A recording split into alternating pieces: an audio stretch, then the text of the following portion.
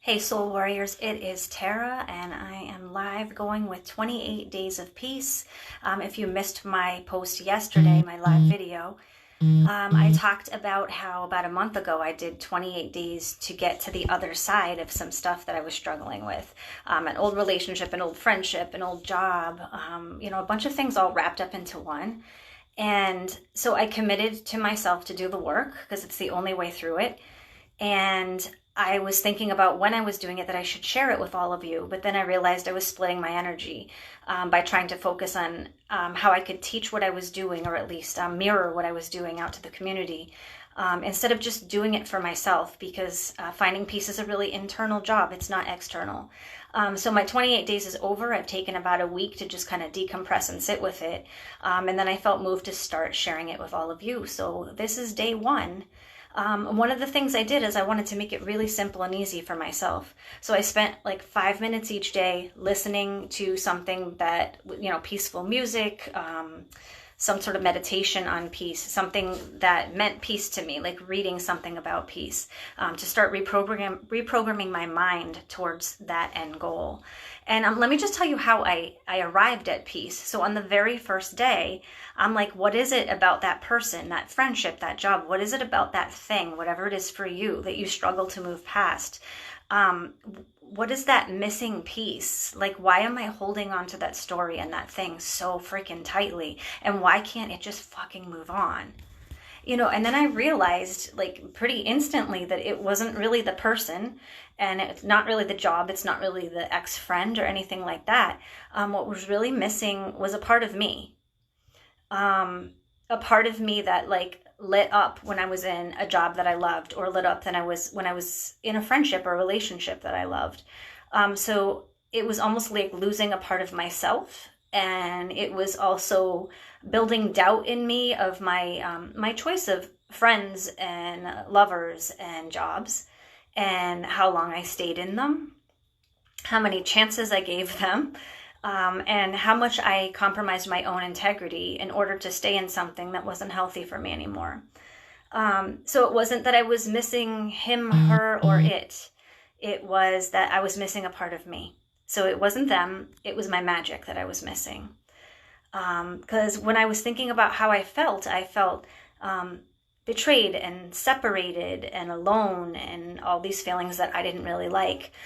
So I asked myself, if you're sick of really feeling this way, why are you telling the same story over and over again? And what is it that you're really looking for? Because that's the story you want to tell. That's the energy you want to tap into. So I thought about it for a few minutes, and I realized that I really wanted peace. So, if you just take 5 minutes and think of whatever it is you're struggling with, whatever that topic is, and if you're sick of how you feel around it, then what is it that you want to find? What feeling do you want to replace it with? So this doesn't have to be 28 days of peace to you. This can be 28 days to abundance, 28 days to happiness, 28 days to calm, like whatever it is. So I really invite you to do the work along with me as we do these next 28 days. So take a little bit of time, pick your topic, tap into your current feeling, and then pick the feeling that you want to align with. And then find music, meditations, or something you can read, just 5 minutes a day on it. And then at the end of each night, what I also did is I had a journal and I wrote, day one, which happened to start on September 1st. And I wrote what came to me throughout that day. And sometimes it took a minute or two, but every single night something just came to me. And that's kind of why you see me looking down, and what I'm using is my guideline to explain to you what I did. So I don't have to remember all 28 days of something. So I realized that I was attaching my magic, which is my soul self, my core, who I am. I was attaching my magic to that person or that job, that thing, that friendship, that lover. And you never want to attach your magic and your soul. I mean, you can be connected to things, and that's fine, and you can unconnect to them or not.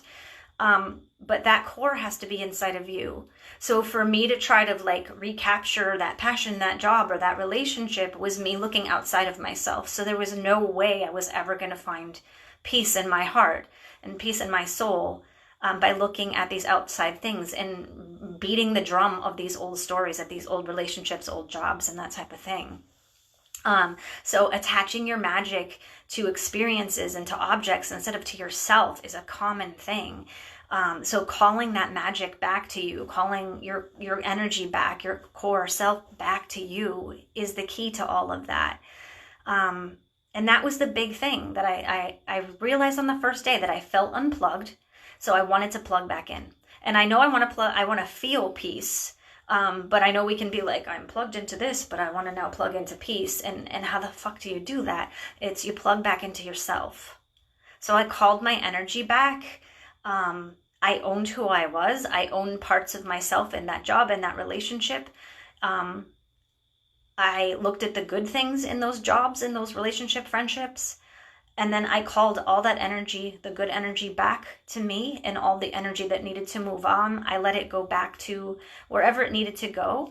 For me, I commonly ground it back into the earth, because the earth is a great receptacle to like just clean and ground the energy and then let it flow out to where it needs to be. If I happen to be near a body of water, I will use that. It's the witch in me, using the water to, flow through anything that needs to flow through and flow to wherever it needs to go. So, use nature, use the things that you have around you, but however it works for you, there's no wrong way. So you just need to plug back into your magic, plug back into yourself. So that's my day one. It's that simple. So just start day one. Pick what it is that you're struggling with, that you want to move past, and what that feeling is that you want to get away from, that you've been beating that drum for a long time. Choose what the feeling is you want to replace it with. And you're not trying to get from old feeling to new feeling. That's the end goal. But I'll just tell you right now, the journey didn't take me where I thought it would. And what peace I thought peace looked like to me was really different when I got to the end. I thought I'd be writing about like this job and relationship and friendship like every single night.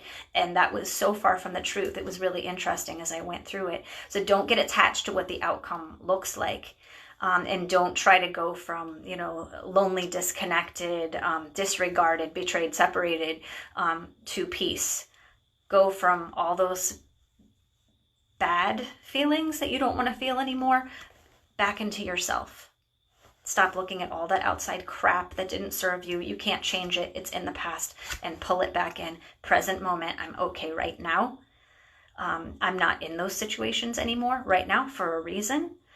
Even if you don't know what the reason is, or they don't make sense to you, and you still, you want that closure. Because I know that was a big one with one of the friendships that I had. I really wanted closure on, why after a decade somebody can just flip the script on you, and not own it, and tell you they're very well aware of their bad behavior, but they're not going to do anything to rectify it.